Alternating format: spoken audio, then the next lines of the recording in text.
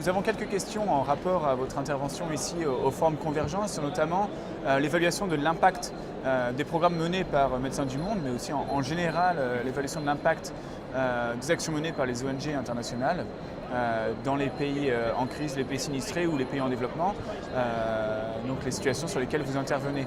Quelles sont les techniques innovantes? Quelles sont, je dirais, votre façon de fonctionner à Médecins du Monde? Et comment aimeriez-vous que les pouvoirs publics, en fait, je dirais, facilitent une amélioration de l'évaluation d'impact et de la transparence des projets? C'est quelque chose qu'il faut apprécier globalement. C'est-à-dire que si on prend un peu de recul, il y a eu une évolution très importante en 40 ans. Aujourd'hui, quand vous travaillez avec des bailleurs publics comme l'Union européenne, ECHO ou d'autres, Européenne c'est le développement, ECHO c'est l'urgence, on travaille avec les mêmes outils.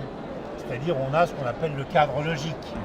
Et dans ce cadre logique, on a explicité quels sont les résultats que l'on attend.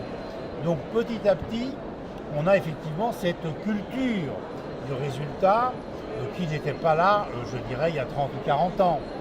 Mais il faut quand même, si vous voulez, faire attention dans la mesure où nous sommes d'abord des organisations avec des projets politiques et que quand vous intervenez dans des zones très conflictuelles, comme la Syrie, comme l'Irak, ou quand vous êtes à Gaza, à un moment donné, l'objectif, il n'est pas forcément la réduction de la mortalité. Il est aussi de dire, on est là, d'attirer l'attention de l'opinion publique internationale, de dire, il y a des violations graves du droit international humanitaire. Il appartient aux États, il appartient aux Nations Unies de prendre les mesures nécessaires. Comme disait l'un de mes confrères, on n'arrête pas un génocide avec des stéthoscopes. Donc votre présence a presque un rôle de plaidoyer dans ce Elle genre a de un pays. rôle de plaidoyer. Le plaidoyer chez nous est très important. Médecins du Monde a deux piliers, soigner et témoigner.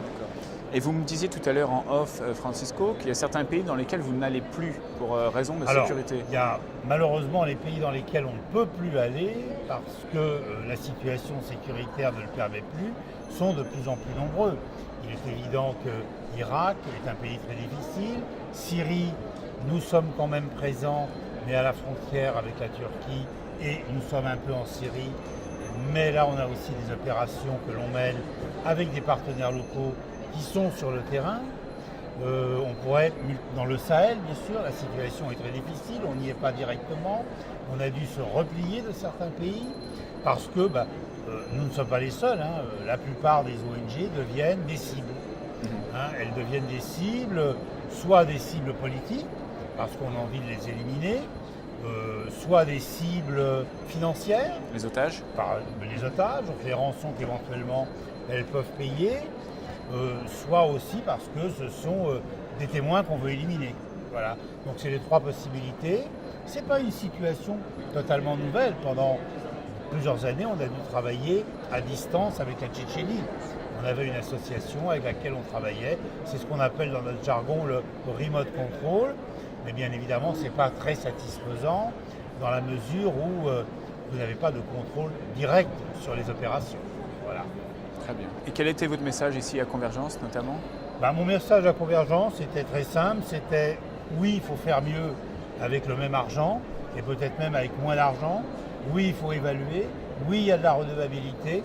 Mais attention, les ONG ont d'abord un projet politique et il ne faut pas confondre la fin et les moyens. Les instruments de mesure ne sont que des moyens de la réussite éventuellement d'un programme. Souvent, ce qui est important, c'est pour les ONG d'être présentes sur place. Voilà. Francisco Rubio, je vous remercie. Merci.